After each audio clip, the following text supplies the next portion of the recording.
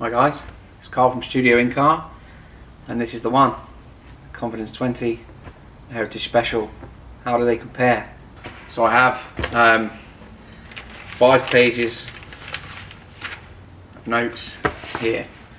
So if you've got someone looking at you because you haven't finished a DIY project, or if you've got the option to go and make a cup of tea, I suggest you tell them you'll do it later and make a cup of tea, because I'll probably be here for a little while.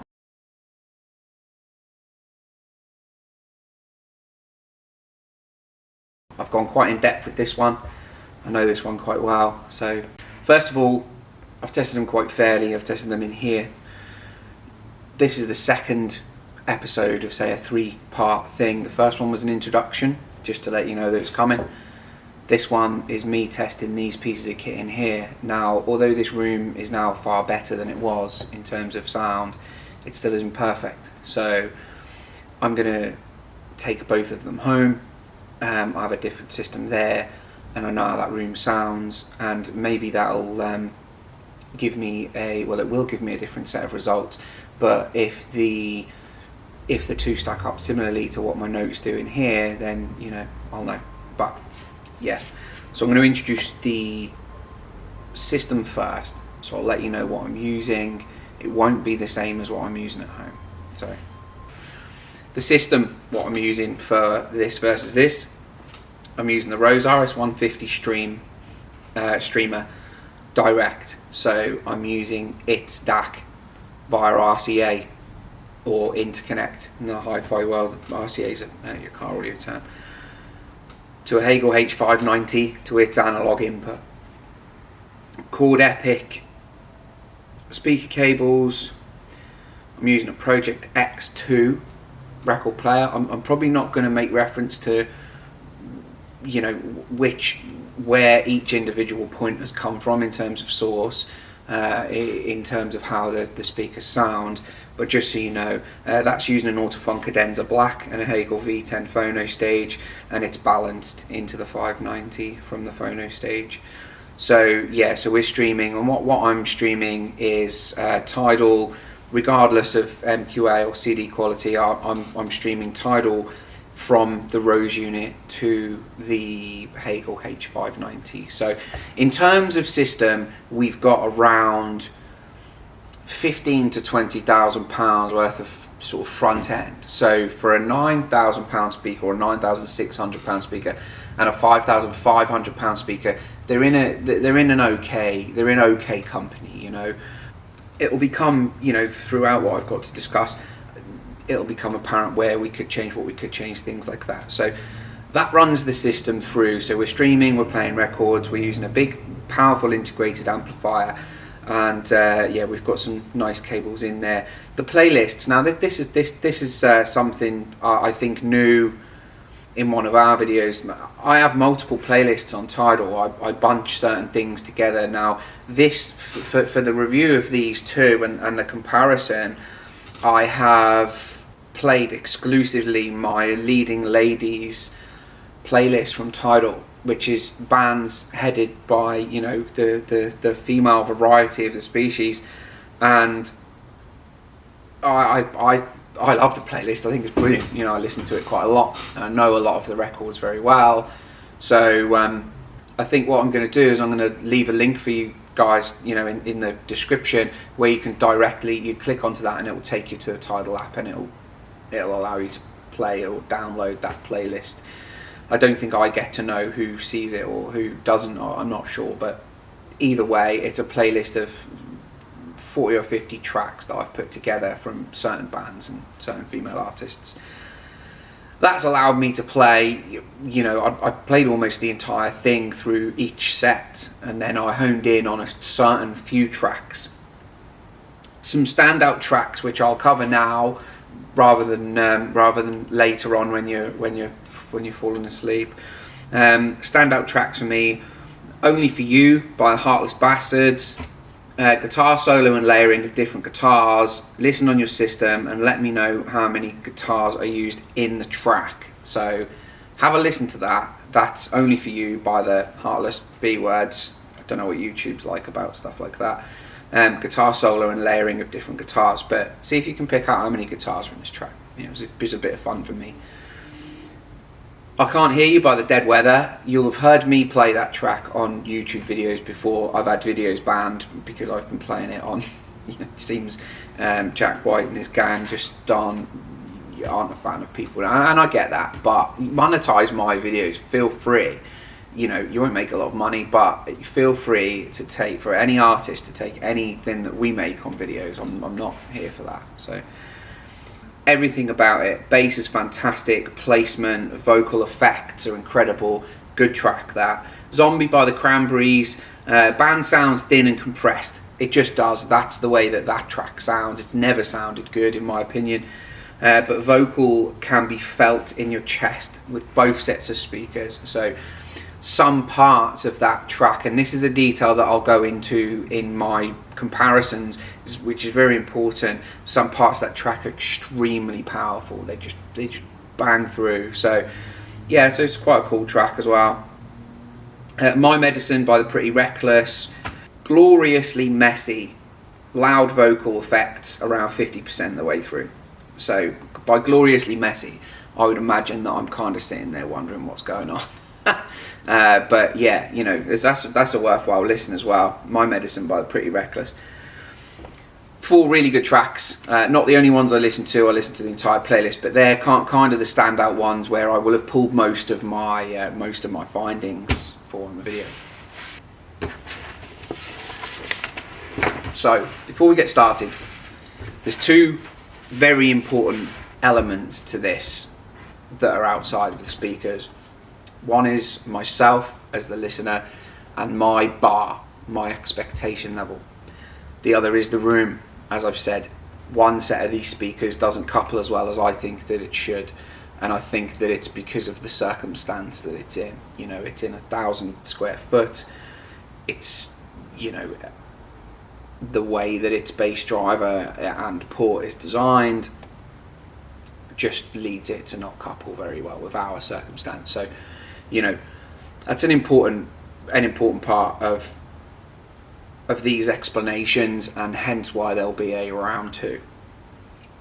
Now myself, it's important to understand the listener. If you're going to trust what I say, you need to understand where I'm coming from and where I think my current bar is, and how I see these sorts of speakers through my eyes, because it will be different to how you will see them through your eyes, in terms of where they sit in the market, value for money, things like that, what you would expect them to sound like for their price. Their price to you may be unreachable, absurd, cost-wise. For someone like me, I would look at them, or for other people, they'll be an easy purchase. I'm going to go for that. That's their top stand mount. That's what I'll have. For me, I've grown up around hi-fi. I've grown up around quite basic and typically British hi-fi. So things like your NADs, the 3020 when it first came out in the 80s, the Celestion Ditton 100s, things like that. Wolfdales. I grew up, and I had certain Sony ES stuff that I'd saved and swapped and things like that, which I still love to today. Various Wolfdale Mission and Mission speakers and things like that. And so my expectation, I've never been from a sort of high-end nature. I haven't grown up around high-end speakers or high-end systems or anything like that. The only high-end experiences I have are at shows when I'm not emotionally engaged in what I'm listening to. I'm more concerned about people rustling crisps, people chatting about whatever they want to chat about. That's not where I get my fix for listening. So my bar over the past sort of 2 or 3 years has constantly shifted, constantly changed. That doesn't change the way that I look at things though. So I look at things and I weigh things up from a value for money point of view, and I weigh them up from affordability point of view, and I sit myself at a special 40 down sort of bracket, so £2,500 on speakers and stuff like that is where I'm relatively comfortable. So my expectation and my bar beyond there doesn't really exist. I may have the tools or the knowledge to understand the differences and the nuances of higher end speakers when I have them in front of me, but they are mostly raw and new experiences and emotions. So it's very important that that's understood when it comes to what I have to say about the speakers, because I'm not an aged, weathered, high-end audiophile that can just explain bang, bang, bang straight off the bat, give you a 10-minute video. That isn't what I've got to do. I've got to give you it as it comes in. Then I've got to turn that into relatively interesting, questionable, but or engaging content, so that I can get that across, which is sometimes difficult for me, like I say. So yeah, that's a little bit of an understanding about me and where my benchmark is, and a little bit of an understanding about the room. You can probably hear the reflections in this room. They're quite lively, but that isn't necessarily what I'm listening for here. Mine is almost exclusively in the bass end of the spectrum.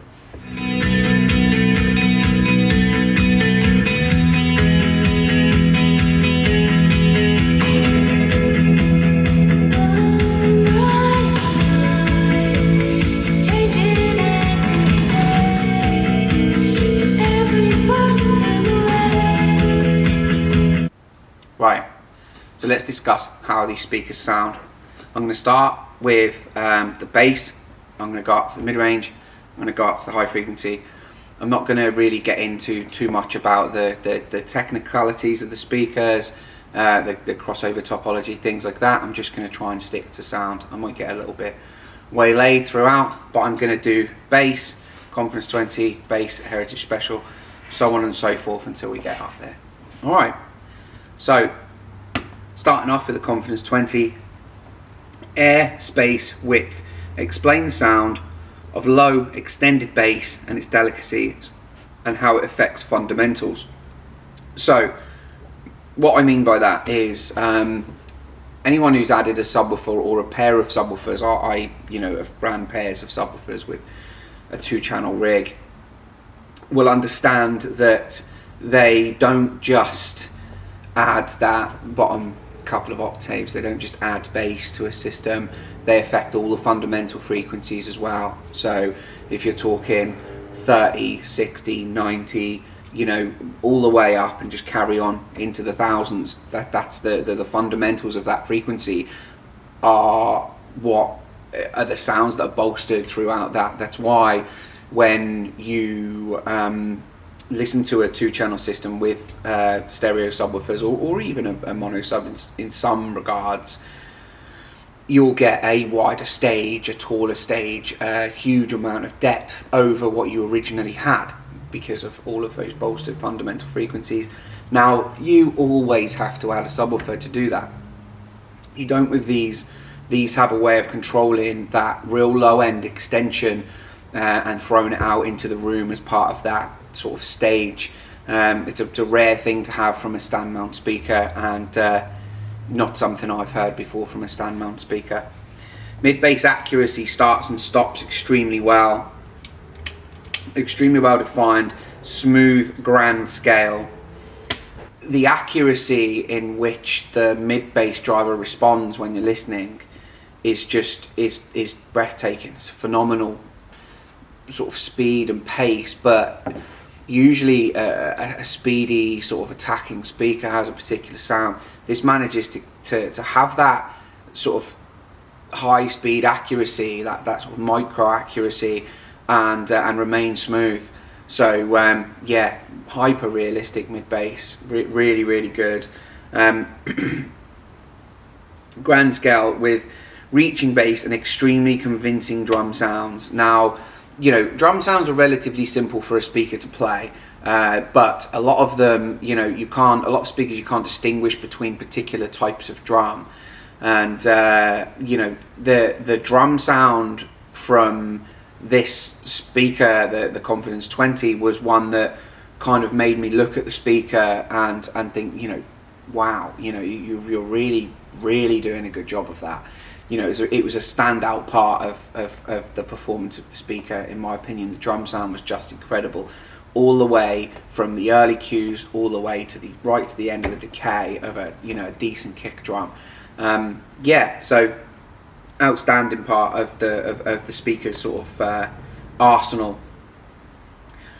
Bass is subtle, and it can sometimes be too subtle in its output. Now that goes back to what I'm explaining about the room. Probably I'm hoping that in my in episode 3, when I've had it in a smaller room with a different response, that gap is filled, because that ultra sort of detail down in the low bass, which is a very hard thing to get, it's there, but sometimes you're listening for it. It's not just a natural part of, you know, of the sound. So yeah, that's, you know, it's a very subtle reinforcement at the very low end. It's disengaging with lesser recordings, judged on their performance with decent recordings. Right, okay, so this is really important with these speakers. A lot of people, and I'm not too sure if I've said it in the past, but, you know, this is a very common thing to say, that, you know, certain speakers play bad recordings well, they kind of brush over them, and they sound great with good recordings. I don't actually believe that to be true. I think that a good speaker that's good with a good recording will really pull apart a bad recording, and the same goes for all the way through the system. Depending on how good your equipment is, the difference between bad and good becomes much wider. So you can't play, oh, I mean you can, they'd be yours, but you can't expect a bad recording with these speakers to sound anything but dreadful. The amount of exploded sort of detail from and resolution from these speakers completely rips apart bad recordings, and makes the problems within the recording extremely obvious. I suppose that's just a high-end thing. I suppose that's, you know, my benchmark having being shifted by the speaker is me realizing that the wider apart those details are, the more you're going to hear that, the more obvious it's going to be. So yeah, you know, that I don't think is a negative point, although, you know, disengaging is usually a big red word. It just meant that what it probably means is I'm hyper engaged with a good recording, whereas the bad recordings they was just very obvious to me, and I would find myself scrolling through my phone or something like that, you know, catching up with news or whatever. So yeah, that difference between good and bad recordings is something you really have to focus on. If you want to play the game at that level, you need to expect that they're just gonna completely destroy a bad recording. Anyway, moving on to the Heritage Special and its bass response. Mid-bass strength, impact, speed, pace, and tempo is fantastic. Great fun to listen along to. Right, so, you know, different types of experiences. One engages you in its hyper realism. You know, that drum sounds, I genuinely thought to myself, that sounds like a real drum. It's bouncing around the place, it's the weight of it, the speed of it, you know, the heft that sort of drum has. It was all there. Anyway, we're talking about the Heritage Specials. Yeah, whereas this one, a little less of that resolution, a little less of that sort of ultra definition, that ultra lifelike stuff, and a bit more of that fun, that impactful, you know, just kick to kick drum, you know, that sort of fun toe tappiness to listen to. It didn't engage you in a clinical manner. So yeah, the low and mid bass integration delivers a rich bass package, very complete below 300 Hz. Now that is in direct comparison to what I was saying about the bottom of the mid bass on the Confidence 20 and its seemingly extended sort of sub bass information, or verging on sub bass information. There's a little dip between the two where I believe the room will affect the way that it integrates. These have got it all the way down, so they don't suffer with that, and I can almost guarantee that's because the port isn't on the bottom, it's on the back, and I run them 65 centimeters from the back wall, and because I know where they should be. You know, with a bit more experimentation in this sized room, I could have probably got that sort of you know, laser straight sort of response from the very bottom to the top of the mid bass. Less airiness to the low end than the Confidence, better impact overall, a narrower window to view bass. Right, so that means that kind of runs true with what I've said about both speakers, is that narrower window to view bass can be distinguished by a lower resolution. Right? It's as simple as that. And I'm not saying that they're low res to listen to, or there's less, you know, a lot less definition there. I'm talking ever so slight. But that window that I explained as being you know, a completely open window, not even being any glass there. This one's just got a big, very, very, very good glass. You know, it just gives you ever so slightly less in terms of definition down in the bottom end, down the very sort of the very bottom end. The mid bass impact, having a better impact from the mid bass, I would probably expect that from the size of the cabinet. It's a smaller cabinet, has a slightly, you know, has a very large port, but that should give it a slight mid bass bump, and you can, you know, you can hear that. You can't hear the mid bass bump, but between the two, you can hear that one's just hits a little bit harder in the mid bass, which is a subjective thing, I understand, and personal to me. I like a hard hitting mid bass. That's why I like the Evoke 30 and things like that. You know, they have a very strong mid bass. Out and out bass response wise, the Confidence 20 wins. The Heritage Special has a more tuneful character, which is probably a little bit more suited to me. But if we were looking for the what a speaker should be, and it being transparent to what it's playing, the Confidence 20 does a better job. It's just the huge scale and definition that it can, or stuff it can resolve. It's just all the way it resolves it. It's just fantastic. So mid-range. Again, I'll start with the Confidence 20 and then we'll switch over to the mid-range from the Heritage Special. Room info, texture layering, very obvious. Vocal vibration, resonance, extremely lifelike in both timing and amplitude. Bear with me, but when you hear a human being, male or female, when you hear them shout as loud as they can possibly shout, when you hear them sing as loud as they can sing, or cry or scream, it's a very, very powerful thing. It's extremely loud, and it's not just the volume of the sound, it's not just the hearing part of that makes it as powerful as it is. It's the physical vibration of that you can feel. You know, you can feel it in the floor, you can feel it in sort of tables, you can feel it in your clothes. I don't know if you've ever experienced that in real life. Some will have, and I'd certainly never experienced it with a system.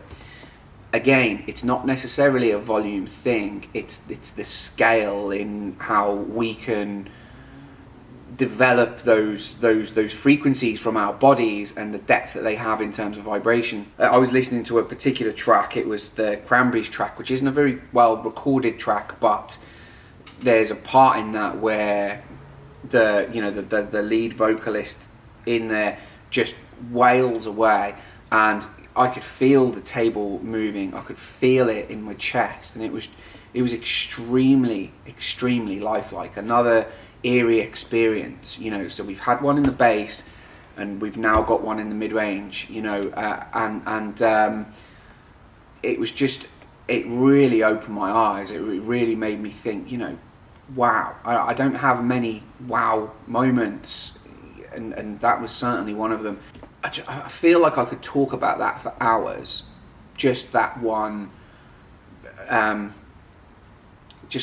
performance characteristic with the Confidence 20, the way that it had gone from relatively quiet to, you know, to its mid-range being extremely forceful because it was being told to do that, not that it was overblowing that mid-range. It was just playing the track, but how it coupled with my body, that the room that I was in physically, just completely, you know, it just added this other slab of information on top of what I was already getting and made it physical rather than just an oral experience. You know, that was probably the peak of my sort of wows in this speaker. You know, it was way better than the reaction I got in the mid bass, which was already great. Forces detail into conscious listening, hearing, where sometimes with other speakers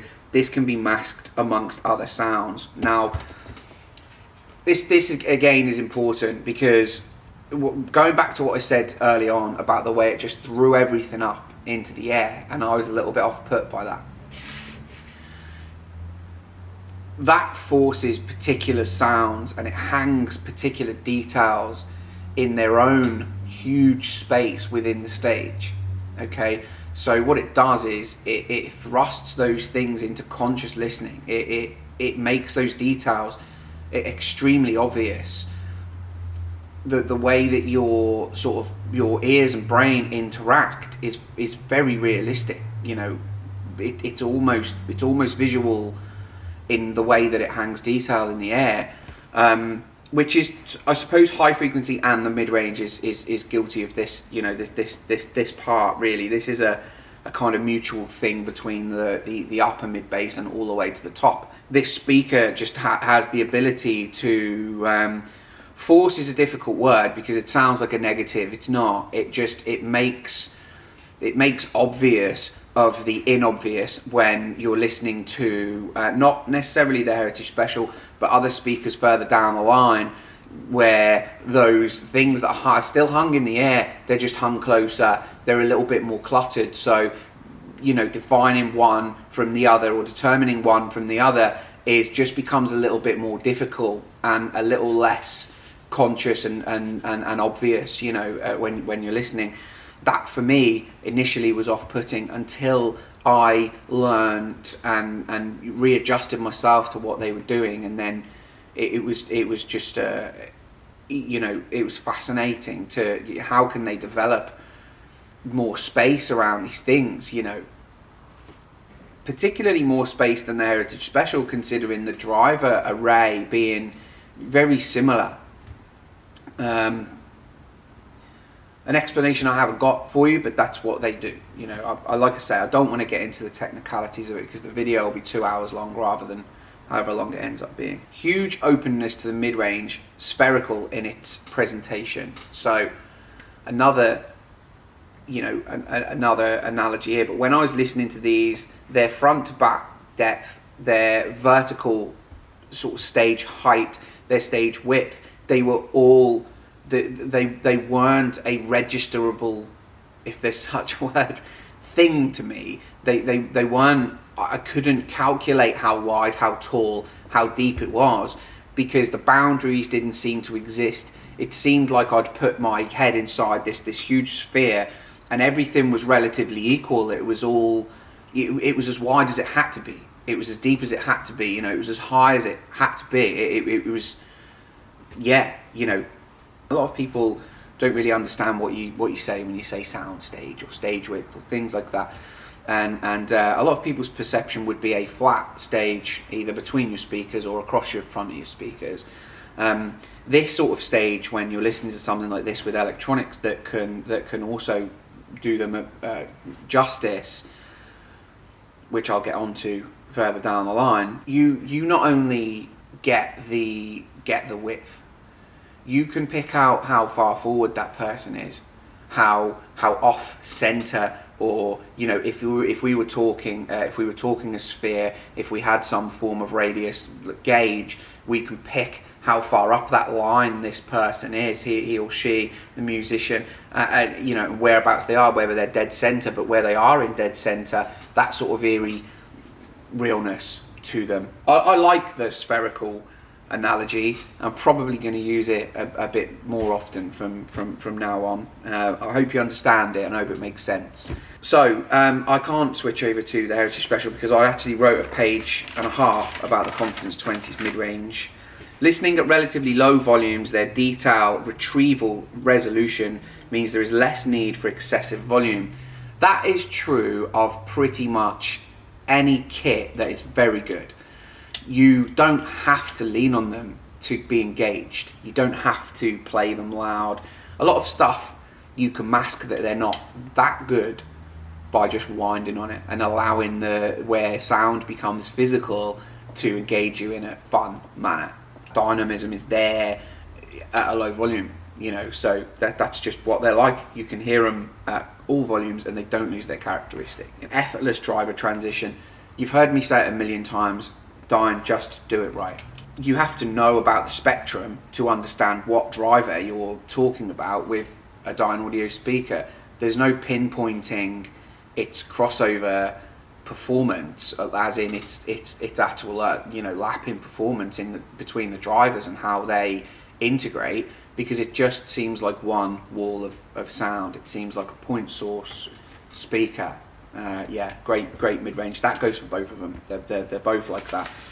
Mid-range from the Heritage Special.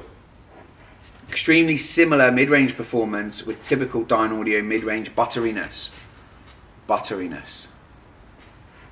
What a word. It's a very American thing to say, but you can't explain smooth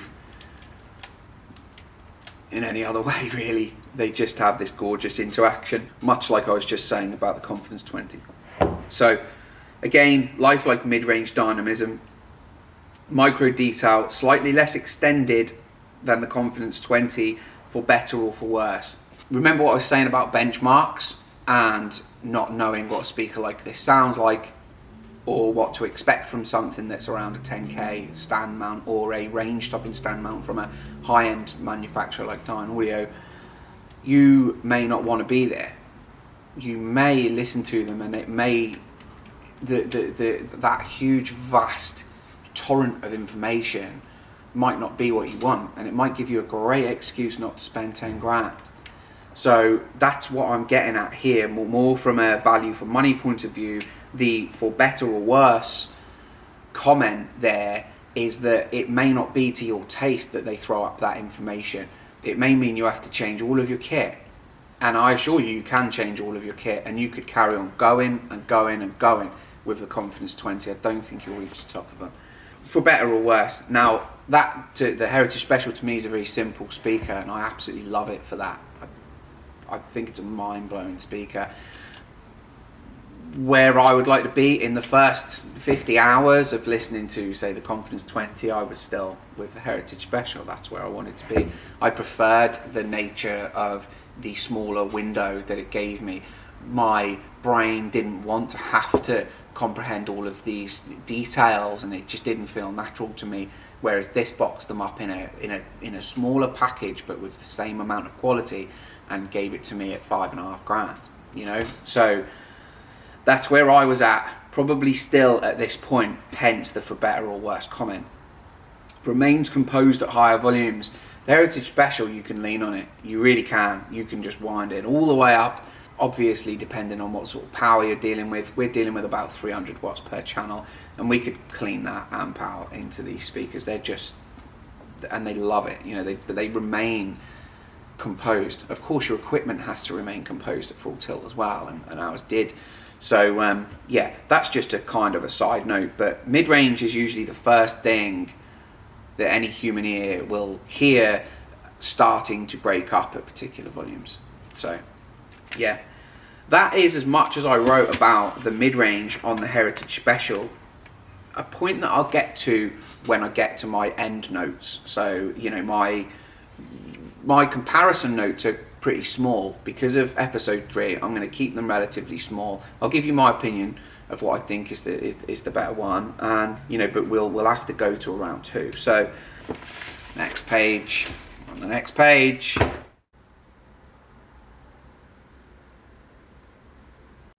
So high frequency, same tweeters, don't forget. We've got a little bit more tech going on behind the ESITAR 3 in this one.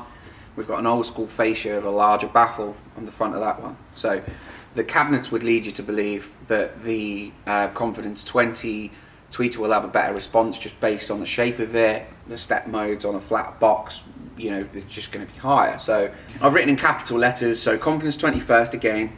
I've written in capital letters, never tiring. So everything that I've said up until now about detail and high resolution, and you're probably fed up of hearing about that, But a lot of speakers that are like that, and I can think of a couple of brands that are known for their sort of their definition and their resolution, they can sound right on the edge of being frail, brittle, sort of sounding almost like you're proud of them for managing to do it. This doesn't sound like that. This is just a fluid, liquid smooth tweeter that you can listen to for just days on end. It doesn't annoy you at all, and probably again based on what I said about the volume thing, you can play them at kind of any volume and hear them anywhere, such as their resolution. Yeah, they're just never tiring. It's quite a standout thing. Over long periods of time, most systems get turned down or turned off or finished listening to. Well, I just left these on just all the time, basically. Extremely smooth yet detailed, refined top end with excellent accuracy, extension way beyond the speakers, beautiful decay reproduction and room information. It's quite a big sentence, but it goes back to what I'm saying about the sort of spherical presentation in its stage. It doesn't care for your boundaries. It doesn't care for the speaker's width, physically apart. Maybe it does. Maybe you can move them further apart, and it just becomes this huge array of sound. But I had them in a quintessential 2-channel rig. Set up about 2.5 meters apart. I was about 3 meters from them. So other people would want them slightly wider and be closer to them, or with whatever your room commands. But yeah, they don't really care for your boundaries. Now the decay on tap here is like I've not heard before. It just goes on for days. It really does. As long as what you've got recorded, what you're playing is delivering that sort of those sort of tones and that sort of feel, the speaker will just play it and just extend it forever. Gorgeous sort of smooth decay. So a really big deal with a high-end tweeter is that it can do stuff like that and remain realistic when it's doing it. It doesn't get, it's not overemphasized, it's not too loud, and it really isn't, really smooth. The eSitar 3 is an extremely special tweeter in both speakers. Vertically it works extremely well as well. So again, talking about the stage height, width, it just kind of plays that entire space, and it just works really well. I believe the eSitar 3 is possibly the best tweeter that money could buy. We fit the eSitar 2 in a lot of car systems that we do, of high-end sort of systems, and just the natural sound of it out of the box, even before we've used DSP to correct the sort of off-axis seating position in a car, you can just hear it. The tones are incredible. So the eSitar 3 in both of these speakers is just among the best, if not the best, that money can buy. You kind of have to hear it and live with it to get used to what it does, because like I was saying, that realism for some can sound quite strange. That was as far as I got with the high frequency response with the Confidence 20, because I think I covered a fair bit of its high frequency response within the mid-range. My mid-range will be, sort of, 500 hertz to 5 or 6K, and then I consider high frequency response to be above that. Although there's a whole bunch of information in there, it's smaller info. So yeah, it just does it. It just does it incredibly, on par with every other part of the performance of the speaker, really. Heritage Special's high frequency response, slightly more forward in presentation than the Confidence, a good match for its own drive units, integrated very well.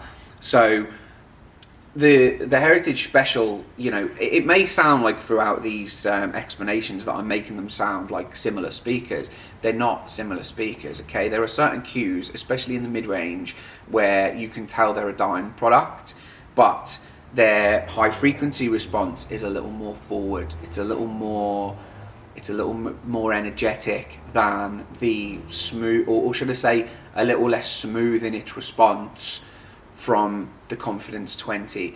It's it's not tiring, it's not fatiguing at all. It's still a very linear and lovely thing to listen to for long periods of time.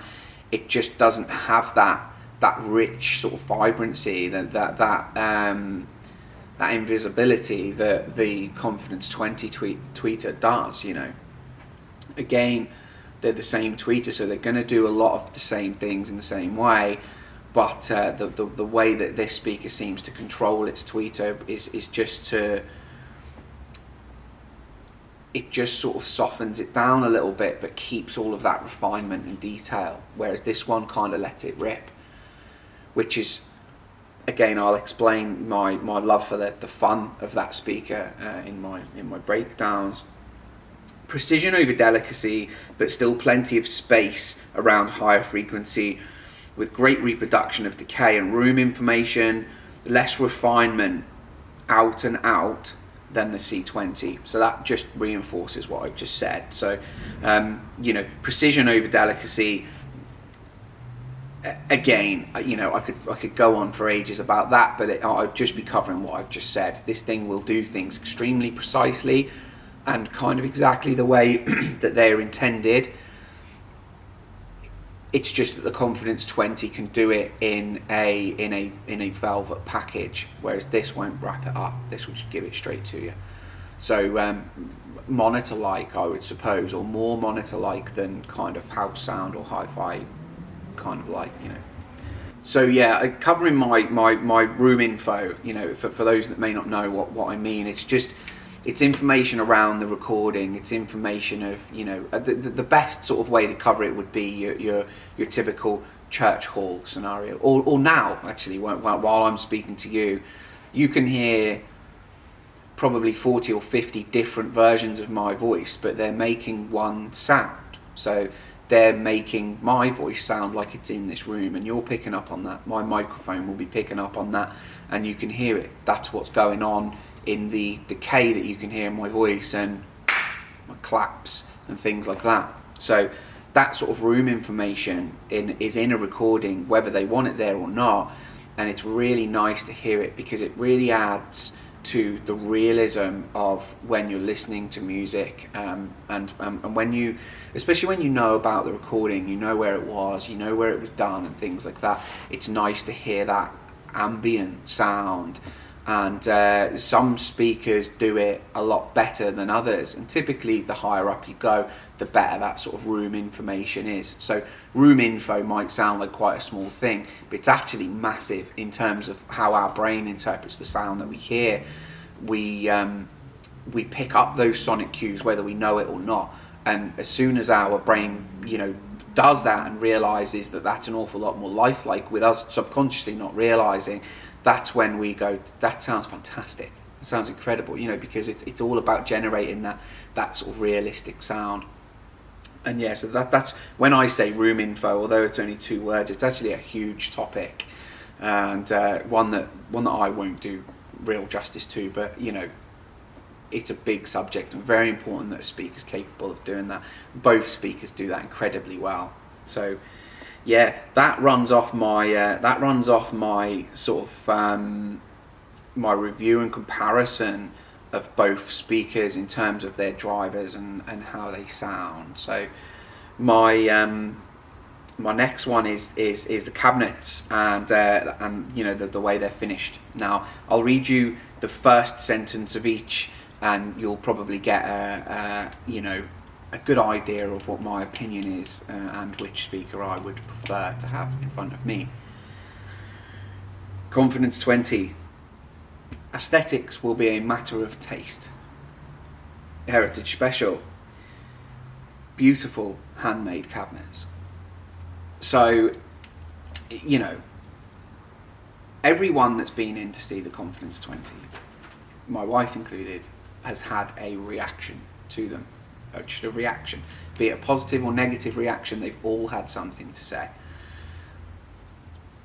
People don't see the Heritage Special, people don't comment on it, no one ever comments on it, unless they come in here specifically to look at that speaker. They never make a comment on it because it looks like a solid piece of wood furniture, doesn't look like something from out of space, The Confidence 20 is definitely a statement looking speaker. It's something that you sit in a room, be it whether you're into hi-fi or not, but it's certainly a speaker that if you weren't into hi-fi, you could tell your mates how much it cost and they could come and have a look at it. You know, those guys exist, you know. Whereas the Heritage Special, you can't really brag about them because they look like a shoebox with speakers in. That's my taste. That's what I like. You can have these in a number of different finishes. You get what you buy with them, and they'll be different as well. So my set, your set will have a slightly different grain finish. They're not all from the same tree, you know. And a man or woman has finished these down by hand. A machine will have finished these, and then there will be human interaction in their polishing and stuff like that. So, you know, both, I think, from an aesthetic point of view, sit in completely different markets. Some people will be too modest to have, a huge sort of statement stand mount. I say huge, it's not huge. It is in comparison to most other stand mounts, but it's, you know, it's a large stand mount. And others would be, you know, be that whether they're a little bit more in touch with nature or whatever, they would prefer to have a classic wooden stand mount. Also, I think for Dynaudio fans, long-term Dynaudio fans, I think the Heritage Special represents a bit of history, a bit of a bit of buying into the brand, because they've done something that throws back to special speakers from the past. Whereas the Confidence 20, you have to adopt it as a new speaker. You know, you have to take it on board. Much like we do with new cars, you know. I can't remember the last time a new car came out and I immediately thought, wow, you know, it's amazing. I usually really don't like them because I like the old ones, you know. But then you learn to love that. So it's certainly horses for courses on an aesthetic point of view with this speaker. I don't know if there's many people that dislike the way this speaker looks, especially Dynaudio fans. So yeah, multiple finishes available to suit personal tastes. And it's 2021. I'm not sure if I can say this, or whether in 10 years time when I'm hugely famous I'll have to come back and apologise for it, but the Heritage Special looks extremely manly. It looks like someone has chopped it up with an axe and then sandpapered it flat and just out of one solid piece of wood honed it and put a speaker in it, you know. And I love that. That's a bit of me, that is. Yeah, so that's there on their finishes. May I say as well, you know, regardless of the differences between the finishes and where I think the tastes may be, that's just my opinion. But both finishes on both speakers are incredible. They're absolute Dynaudio finishes. They're second to none. So, yeah, when people do come in and to see the Heritage Special, if they've come here specifically to see it, the first thing they do is rub their hand across the top, and that has a very particular sound, which I'll skip to now.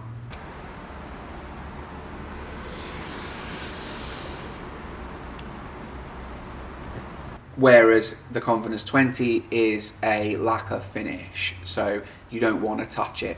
But these lead you to wanting to put your hands on them, which is an odd thing, but it's something I do all the time. I can't walk past the Heritage Special without either wrapping it or just brushing my hands across the top of it, because it's a raw wooden finish. It feels amazing.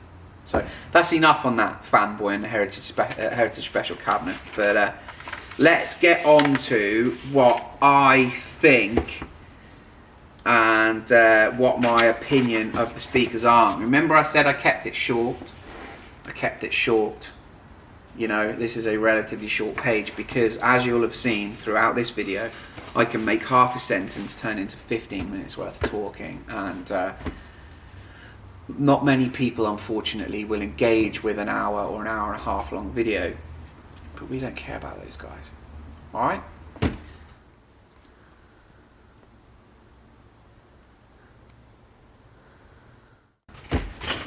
So, the comparisons with my benchmark in this room. Alright. Standout comparison notes. Heritage Special dynamics, overall dynamic speed, rhythm, charming speakers. I love the Heritage Specials. I like them for different reasons than I would like the Confidence 20. The Heritage Special for me, once you give it enough time, like I say, out of the box you won't get this sort of response, but given it enough time, it's a toe tapping, fun, loving speaker. It really is, but it manages to have that fun toe tapping nature but remain a high end speaker. So all of that resolution and detail is all there, but it keeps its soul, it keeps its, it keeps its energy, and that sort of the rhythmic timing of it is just really, really nice to listen to. As a monitor style speaker, its driver array, the size of it and stuff like that, the character it has is just fantastic. The Confidence 20 builds on what the Heritage Special has, but it throws it out further. It expands it. That sphere becomes larger. Now, there's an element to that expansion that removes a little bit of that fun, toe-tapping, sort of soul-y nature. That is a subjective thing. Some people will much prefer the hyper detail and transparency and real genuine lifelike sound of the Confidence 20 over the Heritage Special. I certainly know people that do, and that's my sort of comparison in the way they sort of those two kind of convey themselves. Confidence, space and width, high frequency and low frequency resolution, that just bolsters what I've just said. This is, if there were 4 words to describe the Confidence 20, it is resolution, resolution, resolution, resolution. This speaker is a resolution monster. It just, bad recordings, it just chops them to pieces. In all the same segments as it does good recordings, it just makes it extremely obvious that bit's rubbish, this bit's rubbish, that should have been like this. With a good recording, it's have this piece of magic over here and listen to everything around it. Listen to this piece of magic over here and everything around it. It's staggering. So yeah, it's a resolution beast. C20, it really does its job well. And if its job is to be an invisible thing to whatever you're trying to play, and to throw out that lifelike stage width, depth and height, then it does it out and out. There's no question to it. Heritage Special made me smile. I didn't want to do any writing. Like I say, I write these notes as breadcrumbs for myself. The fact that I read my notes out to you rather than just reading my notes myself, and then I don't know whether it's right or not, but it's how I do it. So yeah, when I say I didn't want to do any writing, I was too busy tapping my pen on my pad. And I didn't want to stop that. I was too busy keeping up pace with them. I was too busy, toe tapping or singing. I was just really enjoying listening to them, and they get me into this mode where I'm no longer really listening to them. Whereas the Confidence 20 does a disappearing act that makes me question where that is, where this is, like, what, where have they gone? Like, how where is that guy? Is he just ever so slightly? And they get me thinking. So it's a completely different listening experience. Now, bear in mind what I've discussed about my benchmark, and I am learning on the job with that speaker. So I suppose there's a bit of a nature there to be intrigued by the speaker, to want to learn what it's doing and stuff like that when I'm listening to it. Whereas these, I know them very well, so I just sit back and listen. These, I'm listening because I'm thinking, are they better? Are they worse? How are they doing that? Why are they doing this? And I'm concentrating on them. But after a long period of time of listening to them, I did really relax with them. But they still force those details out into the space in the room, and you have to, if your listening is adjusted to it, it's a lot more to listen to. That can be a good or bad thing. Going back to my for better or worse comment from earlier in the sort of comparison, you're either going to love that or you're not. It might be too much for you. You know, that I know a lot of guys who will, you know, they don't want that sort of thing from their kit. But then these same guys, they're not really interested in high resolution audio or even, you know, sort of CD quality audio. They're more interested in your sort of your Spotify sort of lower res MP3s and rips and stuff like that. So, you know, I think from where we come from, sort of, you know, you and I, in terms of, you know, if you're watching this video, you obviously have an interest in this sort of stuff. You're probably going to favour the hyper detail that the Confidence 20 can get to. That is all I've written in terms of the comparisons between these two speakers. I mean, of course, you've had a whole breakdown of everything and my comparisons within them as well. But as a total package, like I've said, you know, we've got one speaker at £9,600. We've got one speaker at £5,500. This one, of course, comes with its stands. This one needs stands and adapter plates, so you're more about the £6,000 mark, which brings it a little closer. So let's say there's £3,600 between the two.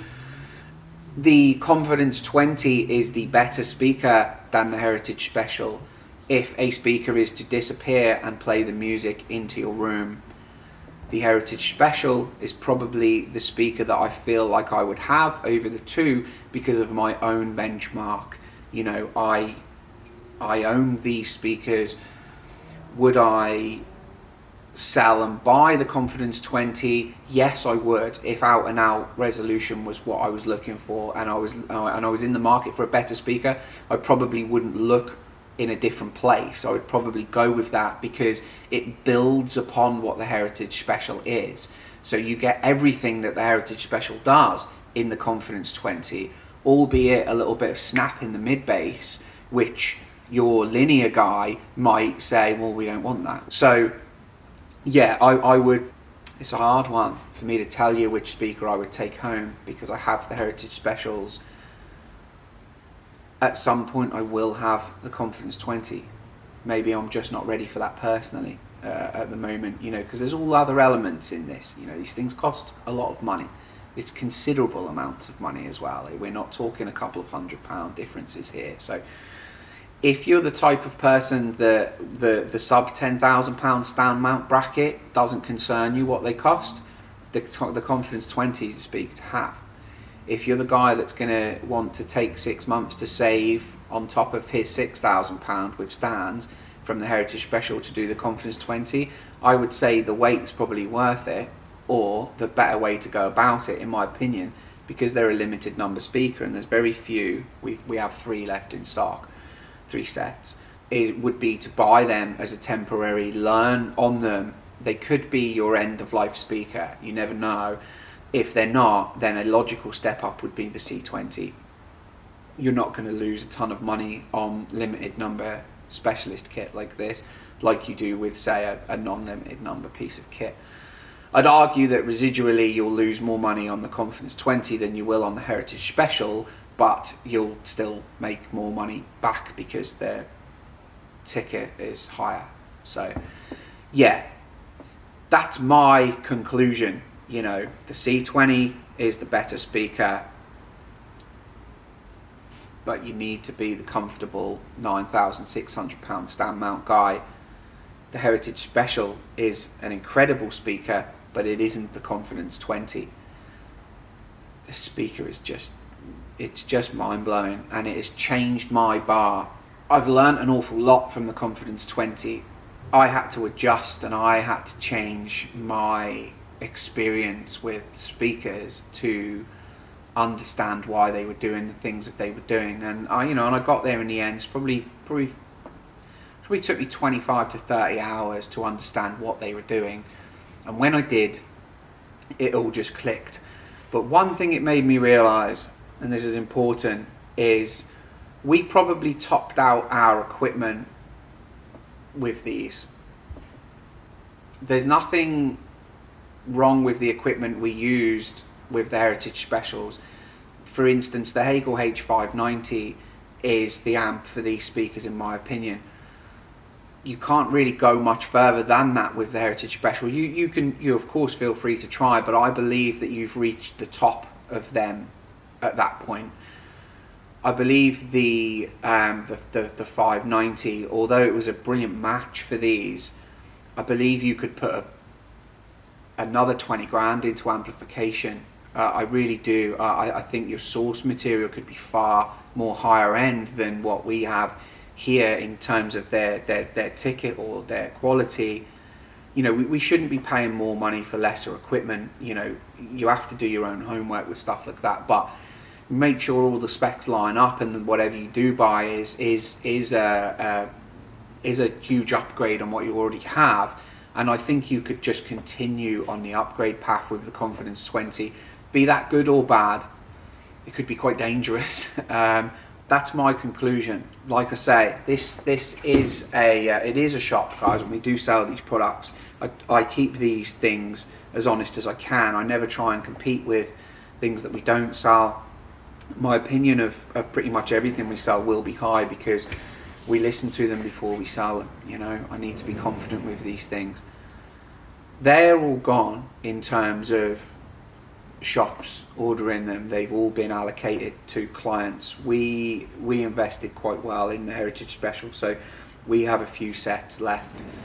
The Confidence 20 is a readily available speaker. There may be a couple of finishes that take a little bit longer than others, but be sure to inquire with us. You know, we go to this effort for a reason. It is a business, and I like to bolster our business with these videos and reviews, and you know, we like to discuss things with you guys. So yeah, if you see it and you are considering buying, feel free to use ourselves and give us a shout.